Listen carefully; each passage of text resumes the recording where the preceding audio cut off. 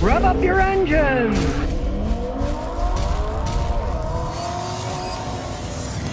This Australian guy invented this rever. What it is a bolt-on electric motor that can turn your car into a hybrid electric car. And his plans is to turn your internal combustion engine into a plug-in hybrid car for $3,200 US. The way it works is, that's where you're braking your wheel hub, it bolts right on. So instead of having to do all this crazy crap, you just take one of the wheels off, you bolt it on there. Guy says it takes less than a day to install the system. The hub motor bolts on to one of the wheels, right? And then the battery, you can put it in the trunk or wherever there's space. Pretty smart idea. Now, I've been pushing this for ages. I said, somebody's going to make a lot of money converting cars. Now, if you have a smaller car, like say my Toyota Celica, hint, hint, you guys in Australia, if you want to push this in the United States, send a kit to Scotty Kilmer in Tennessee, and I will install it and try it out. I'd love to try it out. That, to me, makes the most sense. You already got wheels, right? Now, in the case of the Celica that I have, the 94 Celica, okay, it's front-wheel drive. So you'd leave the engine in it for the front-wheel drive. But then on the rear wheel, that are just spinning, the brakes, you would put the hub motor there. And then the battery would be in the trunk close to it. I would love to test that. And to me, that makes total sense. Why throw a good car away when you can turn your car into a hybrid car? And a small car like this, the guy claims, it's 15 kilowatt battery, can take it over 62 miles of all-electric range. That would be phenomenal. That would be a game changer. If this Australian guy starts mass-producing these things, his name is Alexander Burton, and he's a university design student. Hey, Alexander, you get a prototype that'll work on a 94 Celica. Send me one. I'll make videos on it. I'll drive the thing around. Hey, send me one of those. Now, it's a prototype thing now, but he gets it out there. And I mean, this idea, right? The general idea, you could patent your specifics, but you couldn't patent the idea of sticking a motor on a hub, right? Anybody else is working on one, send me one, and I'd love to try it out.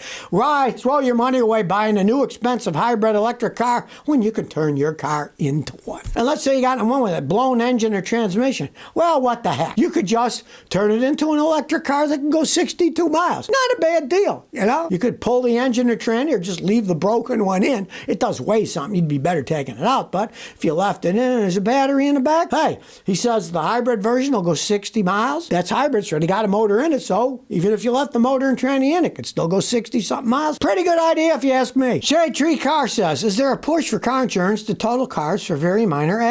I see them total them with hardly any damage. Is this a push to force people to buy new cars or push EVs? Maybe that's true somewhat. The main thing is the car insurance companies are responsible for damage. They have to have it fixed correctly. And if an electric car gets the battery dented, they'll often total it because the battery might cost as much as 20 grand in a Tesla, and they don't want it to start on fire. They're liable for any problems. So if you've got a car, especially an older car, they will often total them because they don't want to take responsibility.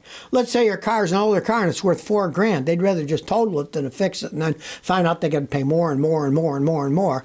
And as cars get more and more complex, they're going to be totaled easier. Even the windshield on a modern car, it's got all kinds of sensors. You get in a big wreck, the windshield and the airbags blow and the windshield's cracked. That can total a car because to fix all those correctly can cost many thousands of dollars. That's the main reason that they're totaling it. I'm sure a lot of companies would love to make you buy a new car or EV, but more or less it's the insurance companies wanting to limit their possible losses and being sued by, well, you know, they didn't fix that car correctly, they should have totaled it, so instead they just total them. F. Garby says, is there an alternative method of charging a Mazda 2024 plug-in? I live in a condo in Florida and I want to buy a plug-in. I can't plug it in. Can I get a portable battery, charge it at my condo, and bring it downstairs to charge the battery? Yes, you can if you want, but realize that battery would cost you a small fortune. In order to charge a car battery that's plug-in, that's big, they're very big batteries. I have such a battery in my garage that you could charge up and you could move it outside. That battery costs $6,500.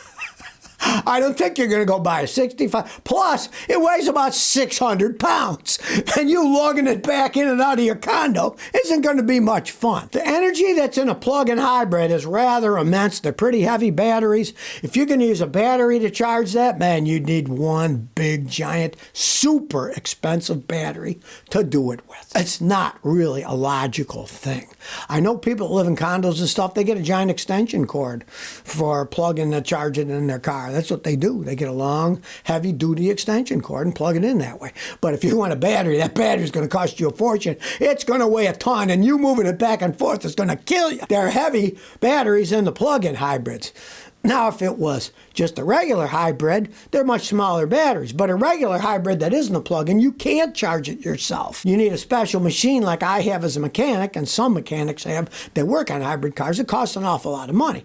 And you still got to plug that thing into the wall, right? And they work best when they're plugged into a 220-volt receptacle, too. Realize that. You got a big battery. If you plug in at 110, it's going to take 40, 50 hours to charge it up. You need at least 220. So I'd say no. Don't even try it. Mark Lines 314 said, I have a spark plug socket stuck in my spark plug tube on my engine. I was attempting to change the spark plug on my 2016 Ford Explorer, but I realized I grabbed the wrong socket. It's locked into the tube. It spins, but it won't go up or down. I tried everything. I don't want to break anything. What can I do? Realize one thing. All spark plug sockets have that square hole in them, right? So what you want to do is get something to try to grab the hole. Hopefully you've got a good spark plug socket. If it's a real good spark plug socket, it's got raised edges where that square is, and you can get a long needle nose pliers, and you can stick the inside on the inside of the socket and the outside on the ridge on the outside and pull it out. That's the first thing that you want to try. Now, you wedged it in, but it's the wrong size. Now, if that doesn't work, what you could do would be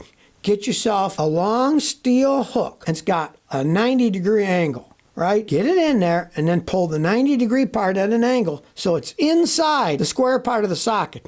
And then pull on it, and you'll be able to get it out. Because there's always that little ridge inside, too, that if you don't have a tool like that, you can just get a smaller steel rod, and you can heat it up with a blowtorch, and you could bend the end at 90 degrees, right? You might have to grind it off till you get it the perfect size so you can get it in the hole, and then get it at an angle so it grabs the lip. But you'll be able to pull it out that way. Smack says, Scotty, I got a 2015 Elantra. There was a leak in the upper radiator hose. I replaced it with a new one. The car temperature now is high, and the gauge will not go down. If you mean that the temperature stays all the way to H and never goes down, even when you first start it up, the temperature sending unit was damaged and it's given a full reading, and so it stays at H. In that case, you probably broke the temperature gauge sending unit that screws in if it stays on H all the time. But if, on the other hand, you mean you start it up and it starts at cold, and then very soon when it warms up, it goes to H and stays there, then your car is actually overheating. And if it is overheating and you had a leak before, and you said right here you replaced the cooling water thermostat and radiator cap last year. Sadly, when you were losing coolant, it may have blown the head gasket. The Hyundais are notorious for blowing head gaskets. In that case, watch my video. How to tell if your head gasket is blown, Scotty. Type that in YouTube, watch the video. You can get that test fluid and a test tube from Amazon for as little as $39 when they're on sale. When the engine's cold, you take the radiator cap off, stick the tube in, pour the blue fluid to the little line and run it. If that blue fluid turns yellow, you've blown your head gasket. That's very typical for those things. So if that's the case, do that test to see if it is blown. Well, Exxon's $59.5 billion deal to buy a giant shale oil driller is showing you one thing, that this green transition that they're all talking about is a long way in the future. I, CEO of a company that does investment options, capital advisors, said, and I quote, "The fantasy world of having just renewables of electricity within 50 years or so is now clearly not going to happen." Why do you think they're investing in it? Because they know everybody's using the oil and gas.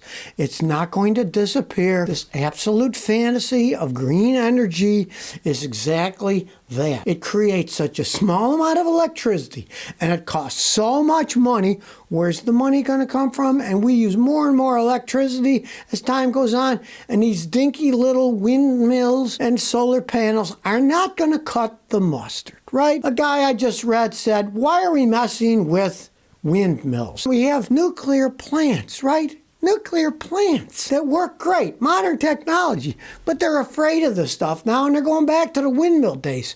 You know, what is this, the Road Warrior or something these people have in their mind? Now that ridiculous IRA, the Inflation Reduction Act that's only increased inflation, is giving out $27 billion in loans and grants to catalyze investment in clean energy products and tackle the climate crisis. Well, the government's given $27 billion in investment in green.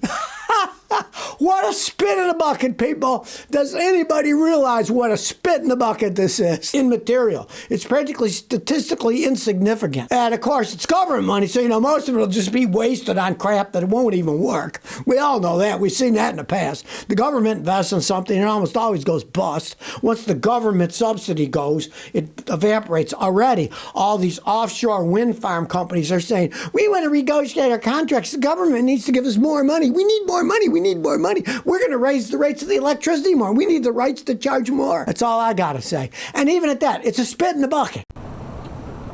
So if you never want to miss another one of my new car repair videos, remember to ring that bell.